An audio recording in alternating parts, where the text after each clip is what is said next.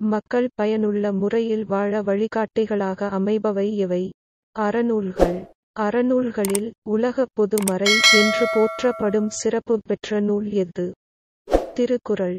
7 சொற்களில் மனிதர்களுக்கு அறத்தை கற்றுத்தரும் நூல் எது? திருக்குறள்.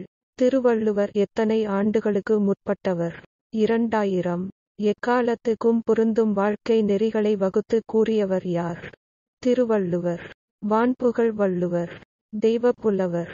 பொய்யில் புலவர் முதலிய பல சிறப்பு பெயர்களால் அழைக்கப்படுபவர் யார்? திருவள்ளுவர். திருக்குறள் எத்தனை பிரிவுகளை கொண்டது? 3. அறத்துப்பால், பொருட்பால், இன்பத்துப்பால். 14 கீழ்க்கணக்கு நூல்களுள் ஒன்று. திருக்குறள். திருக்குறள் எத்தனை அதிகாரங்களை கொண்டது? 133. திருக்குறள் எத்தனை குறள்பாக்களை கொண்டுள்ளது? 1330. இல்லாததும் இல்லை, சொல்லாததும் இல்லை என்னும் வகையில் சிறந்து விளங்கும் நூல் எது? திருக்குறள். உலக பொதுமறை, வாயுரை வாழ்த்து முதலிய பல சிறப்பு பெயர்கள் பெற்ற நூல் எது? திருக்குறள். 100க்கும் மேற்பட்ட மொழிகளில் மொழி பெயர்க்கப்பட்டுள்ள நூல் எது? திருக்குறள்.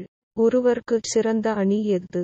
இன்சொல், இனிய டாஷ், இன்னாத கூறல், கனியிருபக் டாஷ், கவர்ந்தற்று, உளவாக, காய்கவர்ன், அன்பிலார் டாஷ், தமக்குரியர் அன்புடையார் டாஷ், உரியர் பிறர்க்கு, எல்லாம் என்போம்.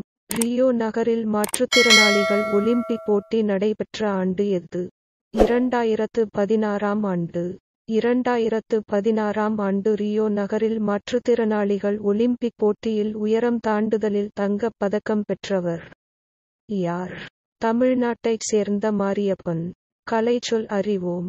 கொண்டனன்ட், கண்டம், கிளைமட், தட்பவெப்பநிலை, வெதர், வானிலை, மைக்ரேஷன், வலசை, சாங்க்சரி, புகலிடம், கிராவடேஷனல் ஃபீல்ட், புவியீர்ப்பு புலம்.